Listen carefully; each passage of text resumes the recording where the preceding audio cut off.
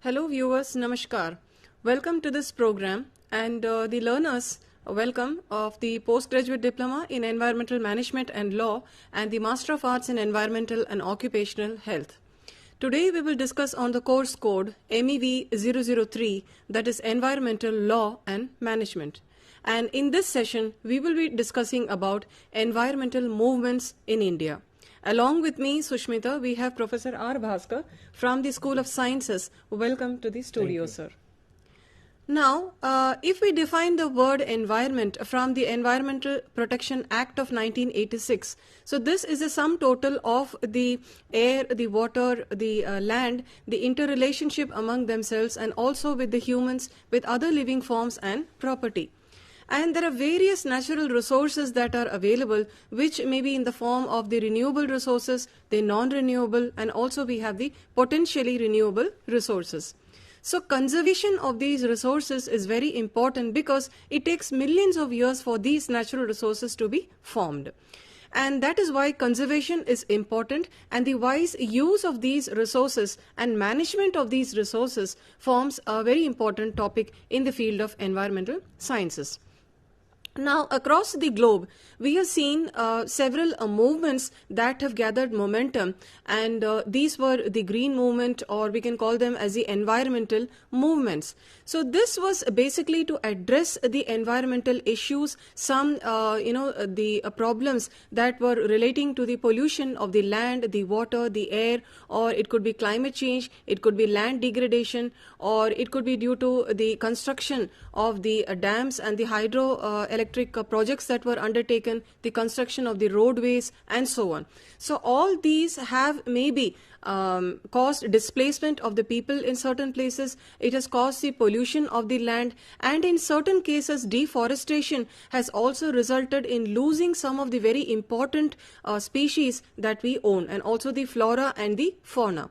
So there are hotspots, like for example we have the forest diversity and the Himalayas and the Western Ghats. These are very rich in the biodiversity, and they have high endemism, and there are hotspots or these regions which are the richest zones in the biodiversity.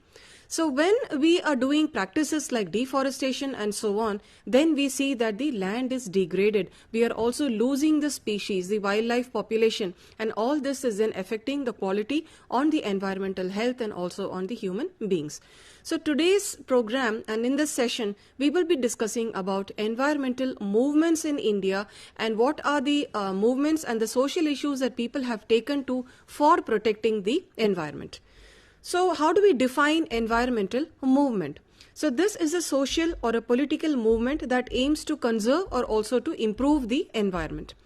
And this could be various individuals who are involved, group of people who are involved, the communities as such. They can be involved with a shared interest in protecting the environment, and thereby they influence or they advocate the policies and also bring about a change in the policies. So therefore, environmental movement, this advocates for sustainable management of the natural resources. They emphasize the public policy change to protect the environment, ecology, health and the human rights. These are the focal points in the environmental movements. Then they can range from the formally institutionalized ones to the radically informal activities. And the spatial scope of this ranges from being local to almost to the global. Now, basically the environmental movements, as we explained earlier, they deal with protecting and they also concern the recognizing the democratic rights such as control over natural resources and the preservation of the indigenous culture. So now, for example, in India alone, we have several cultivars of rice which is grown in Madhya Pradesh, in the south of India and so on. And also we have several varieties of the mango species and the delicious mangoes that we eat. So these are indigenous to our country, and imagine if these resources of these land that was lost to some project or due to it is lost for some construction activity and so on, then we will lose all these high genetically rich or anthocyanin rich containing these rice or the mango compounds, and we will be losing this rich biodiversity. That is why conservation of this land, of this species, because a specific soil, a specific terrain, a hilly region may be very much important, vital for growing certain fruits, certain species, and also for the growth of certain wildlife and also organisms. That is why conservation and the protection is important and plays a pivotal role in environmental movements. Now, what have the environmental movements in India, what have they faced on? First, it could be the forest based, an example that I gave you, land degradation based, water issues and dams, and also the pollution issues, for example, in the Bhopal gas tragedy. Now, let us focus on some case studies and certain cases that have occurred in our country, India. First was the Bishnoi movement. So this was one of the first organized proponents of eco-conservation, wildlife conservation, protection, and the green living. So this is considered to be the first, they are considered to be, or the Bishnois are considered to be the first environmentalists of India. And it started in 1700s in a place called Kejarli in Marwar district of the Rajasthan state. So the Maharaja of Jodhpur, Abhay Singh, he required wood in order to construct a new palace. And he sent the soldiers to cut the trees at the Kejarli village in Rajasthan. And Amrita Devi, one of the residents in that village, she could not bear. So she was distressed at the sight of these trees being cut. So she, along with many of the people, they went and embraced these trees, that is a Kejri trees, sacred Kejri trees, which they worshipped. So she went and hugged them, and then she also told the other people around her to hug these trees. So 363 Bishnoi villagers were actually killed in this movement, and later on, when the Raja came to know of this, he apologized and he sent the soldiers and he stopped the orders to cease the logging operations. And later on, the king designated the state as a protected area, and this legislation, it still exists in that region. So this Bishnoi tree martyrs, they were actually influenced by the teachings of Guru Jambeshwar Maharaj Ji. He is also known as the Jambaji, and he founded the Bishnoism faith in 1485, and he set forth principles, basically 29 principles, forbidding harm to the trees and the animals. So that was about the Bishnoism and the movement that was one of the first and the earliest movements that have occurred in India. The second, which you all may be familiar with, is the Chipko movement. So Chipko itself means to hug. It is a tree hugging movement. It is also known as the Chipko movement. This took place in the year 1973 in a place in Chamoli district and later at Theri Garhwal district of Uttarakhand. The leaders involved in this movement, they include the Gaura Devi, Sudesha Devi, Bachni Devi, Sundarlal Bahuguna, Chandi Prasad Bhatt, Govind Singh Rawat, Dhoom Singh Negi, Shamsher Singh Bisht, and also Ghanshyam Raturi. So the women of the Advani village of the Theri Garhwal, they tied sacred threads around the trees of the trunks, and then they hugged these trees, and that is why it got its name as Hug the Tree movement or the Chipko movement.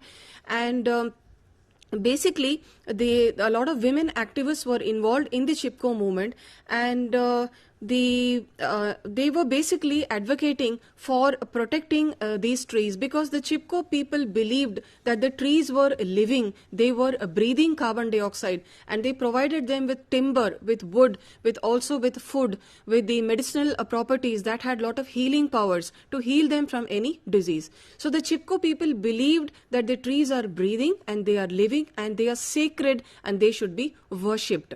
And so that is why, and they, along with their children, they hugged the trees and they prevented them from being cut. And they also, the main demand of the people was that the benefits should go to the local people. And this gathered momentum in 1978 when the women faced firings. And the then Chief Minister, Hemwati Nandan Bahuguna, he set up a committee to look into the matter, which eventually ruled in favor of the villagers. And this became a turning point in the eco-development struggles in the region and also around the world. So basically, from the Chipko movement, we find that it stopped the felling of the trees in the Western Ghats and in the Vindhyas, and it generated pressure for the formulation of a natural resource policy, and this achieved a major victory in 1980 with a 15-year ban on the green felling in the Himalayan forest. So this was about the some of the very early movements that have taken place in our country, the Bishnoi movement and also the Chipko movement. So now we have some more movements which have focused on the dam and also on the nuclear projects that have come up, and I would request Professor R. Bhaskar to explain in detail about these movements. Okay, thank you, sir. One of the important movements which was grabbed attention was the Silent Valley movement. And what is this Silent Valley? Why it is called the Silent Valley? Because of the Britishers named this Silent Valley because of a lack of an insect by name Cicadas. And this area is very important because it is very rich in biodiversity, and there are almost 10 endangered species which are listed there, and there is a rich pool of genetic pool. So this is the background of the area. And what was the issue? Issue was the Kerala State Electricity Board wanted to construct the dam and hydroelectric dam. This was the issue, and when they wanted to construct it, the people opposed this for various reasons, like the ecology was getting damaged, and the main reason was it would submerge 8.3 square kilometer of untouched this evergreen forest. That was a serious issue, and there were certain rare species of animals like this lion-tailed macaque which was there, and these were threatened, and that is the reason why the people objected, and the ecosystem would get disturbed. So the Kerala government, Kerala State Electricity Board went ahead and they got 25 crores from the Planning Commission for the project, but the NGOs and the Kerala Sastra Sahitya Parishad, People's Movement for Science, they opposed it, and Sugata Kumari was another poet who also joined this activism, and the people's participation was very important. So this movement basically led people to understand that how important it is to preserve the ecosystem. And here what you can see is that the scientists collaborated with the local people, and when this combination occurred along with the civil society group, then they could achieve the objective. If you see the history of this, in 81 the government banned this, stopped this project under the pressure of public, and then in 83 they formed a committee under Professor M.G.K. Menon, and then in 85 it was called off, and in 86 it was declared as a Silent Valley National Park, and this was declared as a core area of Nilgiri Biosphere Reserve. So the important feature of this movement was, one, it was non-violent, then second, it was students participated in it, and it was non-political. These were the characteristics, and the takeaway point from this environmental movement is that they created awareness for protecting the evergreen forest. Now we will come to the next movement, which is the APICO movement. So APICO movement is same like Dr. Sushmita mentioned the Chipko movement, but this occurred in southern part of India, in Karnataka, and this was to stop the felling of the trees.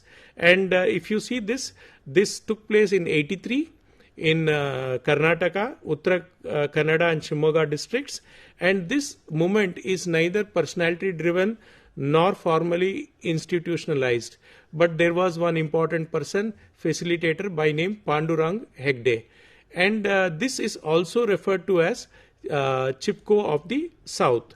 This is also known as locally as APICO Chaluvali movement.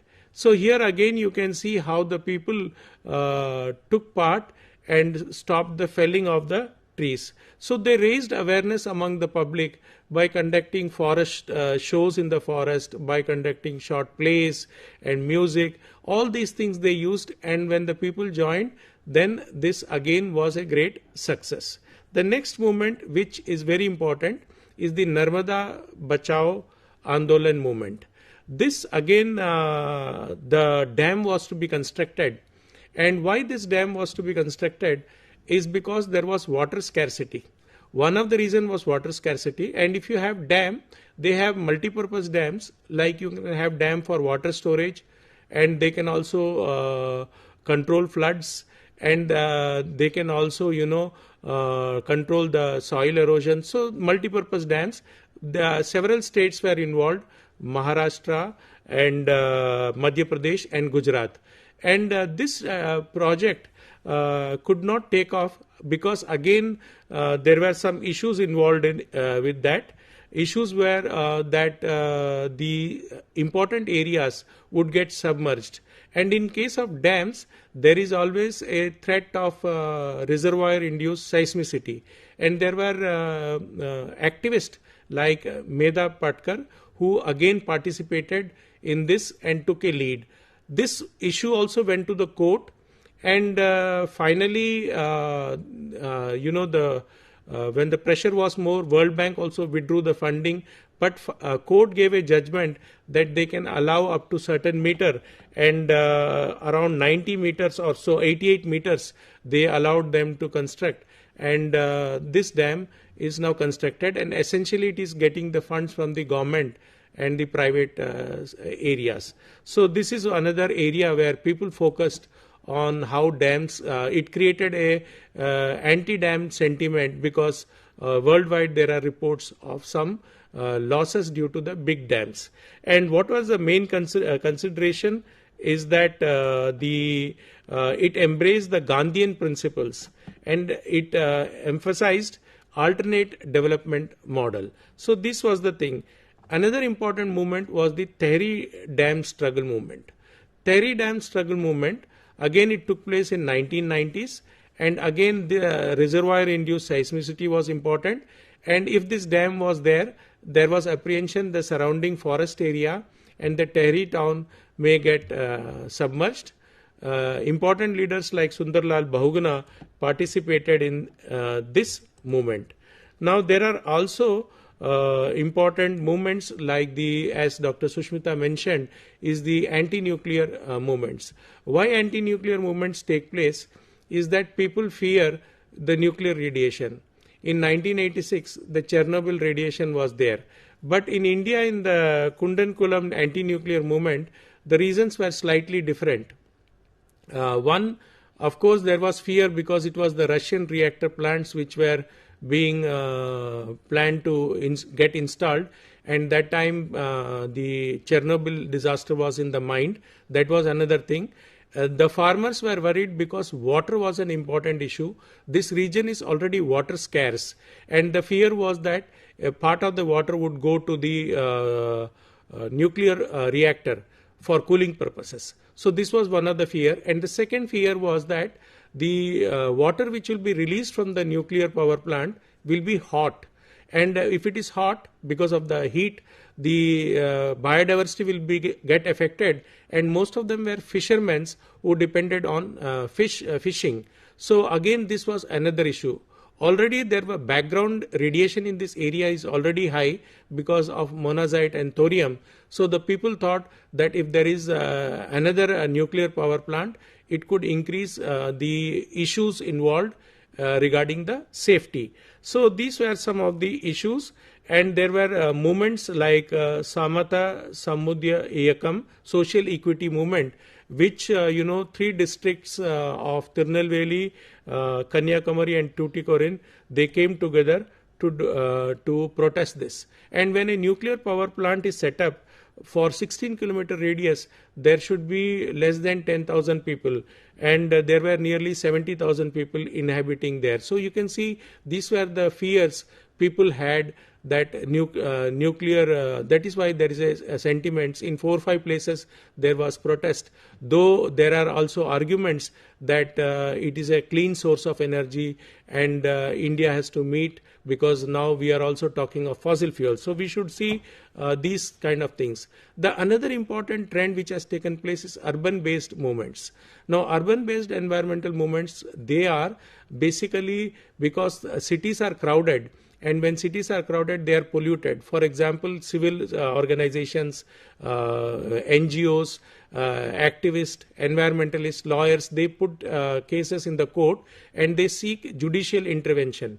And the public litigation is an important tool which they have applied to sort out these issues. For example, if you see in Delhi, the air pollution was too much, and because of the PIL, I know we had to shift to the CNG, again relocating the polluting industries away from the city. All these steps are taken because of the urban-based environmental movements. There is water quality which is degraded. So Yamuna river cleaning, again you can see these are all related to PIL. One important name related to the PIL is Dr. M.C. Mehta, who has filed number of cases. There are several others, and if you see activists like in CSE, you can see Sunita Narayan and others, Anil Agarwal, they have all contributed in creating awareness and forcing the governments to change the policies so that the pollution levels are high, by creating awareness, by organizing seminars, by organizing campaigns. These are some of the ways in which urban-based environmental movements are done. One important thing learners you should understand is that other than the Bishnoi movement which Dr. Sushmita Bhaskar mentioned, all other movements started in the 70s. Why this started in such a way is because in 1972 we had the Stockholm Conference, UN Conference on Environment and Human, and that gave some consciousness. And in 1960s a book was published, Silent Spring, by Rachel Carson, and again she also created the awareness. So if you see all the movements which occurred somewhere between 70s to 80s, these movements have occurred, and they have triggered. But the most important thing in all these movements is they are all peaceful, they are all non-political, and in case of Silent Valley, even the students participated and the public participated. And in Indian movements, if you see, it is the poor people who participate, it is the women who participate, because these movements are an expression of their rights to livelihood, their rights to express alternative development models. So these movements give us hope that the environments will be protected. Thank you, Professor Bhaskar. So, my dear learners, today we have discussed on this topic, environmental movements in India, and as an overview, we have seen the importance of these environmental movements with the case studies. For example, the Bishnoi movement, the Chipko movement, the Silent Valley movement which took place in Kerala. Then we also saw the EPICO movement in Andhra, and then we've seen this Kudankulam anti-nuclear movement and urban-based movements, and also Dr. Bhaskar touched upon the movement that was related to the Narmada Andolan Bachao movement.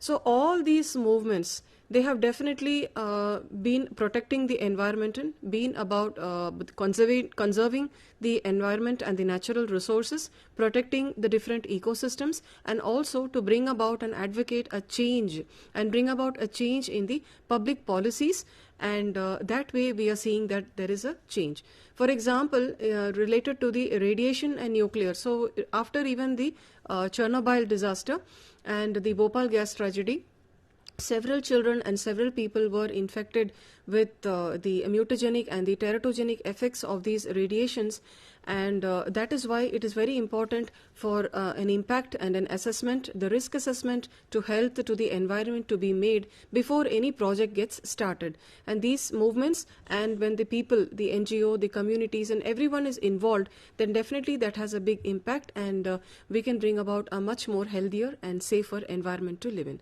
Thank you for your patience and listening. Thank you. Thank you.